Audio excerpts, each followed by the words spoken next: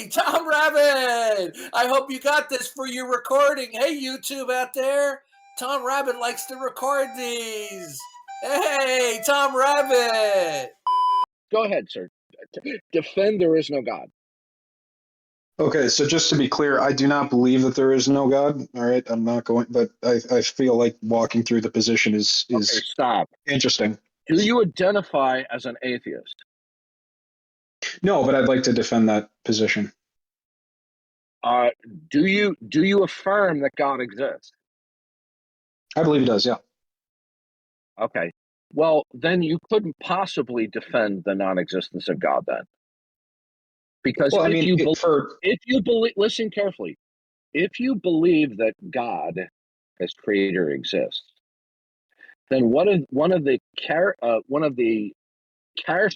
characteristic entailments is God is an entity that cannot fail to exist.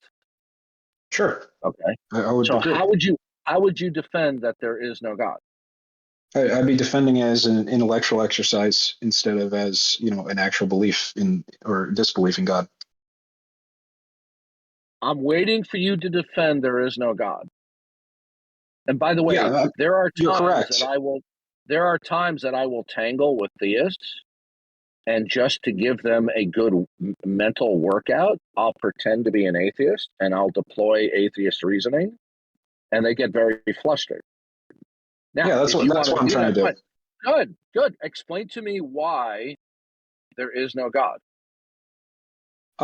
Yeah. So, and you're just to clarify, you're saying defend the hard atheist. I believe like that there is no God versus the You know what? agnostic. You're doing what atheists doing. You're just ruminating here at this. No, I'm just point. asking. Okay, I'm just asking which one you want to defend. And you know what I'm asking you? To get to the point, defend there is no God. Go. So it's likely that the belief systems that would underlie a belief in God, such as Christianity, Judaism, etc., are more kind of abstractions of ethics and like a guide to life that would be very necessary and has a lot of pragmatic utility. You can stop. You are failing miserably right now. You don't waste. No, I'm getting to the point. No, you're not getting to the point. Either you're purposely not getting to the point when I've insisted about 3 times now that you get to the point, or you're not competent at what you claim you can do. You get one more chance. If you don't get to the point, I'm done with you. Explain to me why there's no God. Well, the question in itself is basically proving a negative. So, I mean, it's this is listen, dude, you are not competent to even pretend to be an atheist. but you're asking me to prove a negative. Okay, yeah, there's not a problem with that. Okay, because of course there is. Listen to me. All positive statements can be formulated as a negative. Are you aware of that? Of course, but no one. Good. Yeah, okay. Yeah, you're not understanding. Okay. Right. I'm not getting through to you right now. Listen. Right. To sit there and say you can't prove a negative, of course you can. Every positive statement is a negation of its denial. Did you understand what I just said? Fair enough. Yeah. Yep. Okay, so that's proving a negative. Yeah. So I think the onus. Hold on a second. Cornelius Van Til, the famous Christian philosopher and theologian, a brilliant one as that, said he articulated that both theism and atheism are both universal negatives.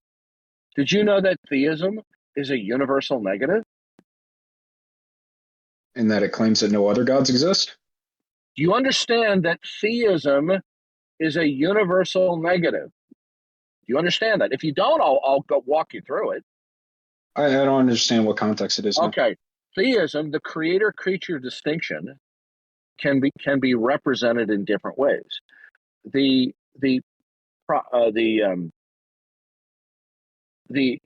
invoking of theism in terms of the creator-creature distinction is a universal negation in that it entails that God is the creator of all things that are not himself, which entails the negative that there is nothing that constitutes not God that exists with independence from God. So theism although it is commonly understood and invoked to be a positive ontological statement, it also is a universal negative. Okay? Any positive statement is a denial of its negation. So don't give me this crap reasoning. You can't prove a negative. I can prove a negative. I can prove to you there are no square circles. I can demonstrate to you that there are no midgets elected to the United States Senate. Okay? Sure. You can Yeah, prove a negative. So the next time you want to pretend like you're a big man on campus and that you could do a halfway decent job of pretending to be an atheist, then you need to practice. You have done terribly.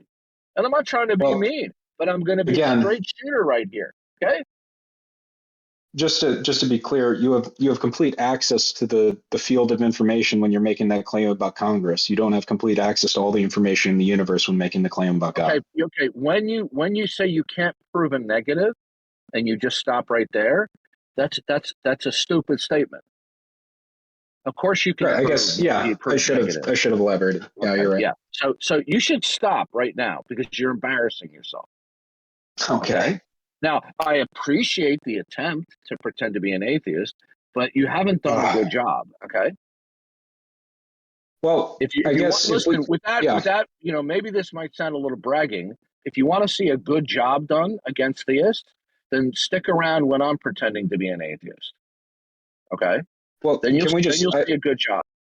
If we could lower the bar from prove God does not exist to prove that it's God existing is a less than likely, less than 50% likely. That's a fallacy. That's a category error. How is that a fallacy?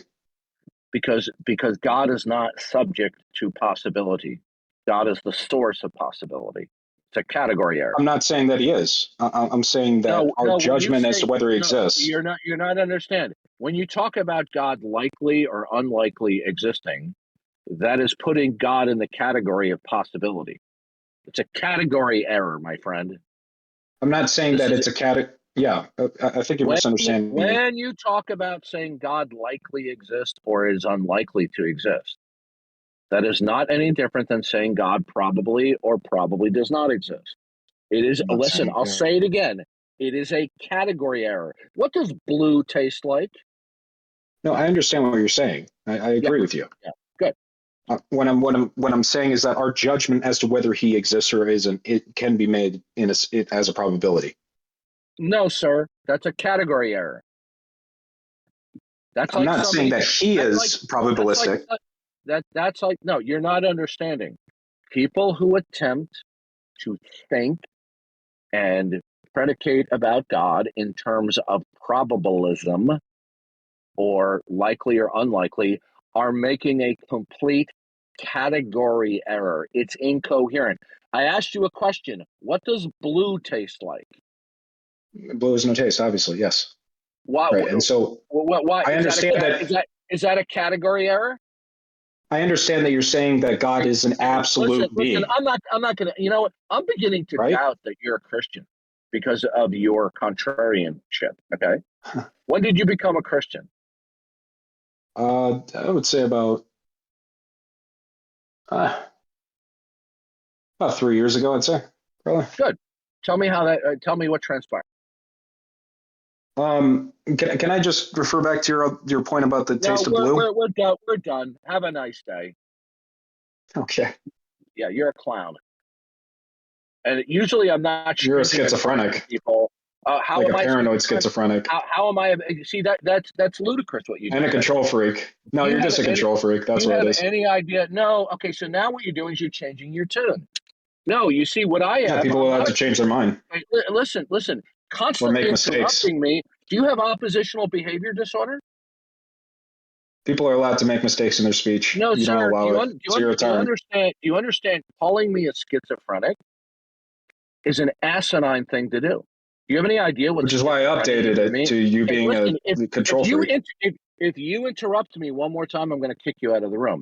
And go ahead. I don't give a fuck. What I am doing is I'm holding you accountable and you don't Right. like I take being back held saying you're accountable. schizophrenic. I take it back. That is not. Listen to me. Did you just hear me say? Do you have dementia? Do you have memory problems? I said, don't interrupt me. And I said, kick me. Okay. Now, the point is this: calling me schizophrenic is a childish, emotional, knee-jerk reaction. And I took it back. Because you're okay. Have a nice. You are just slow, bud. Holy shit.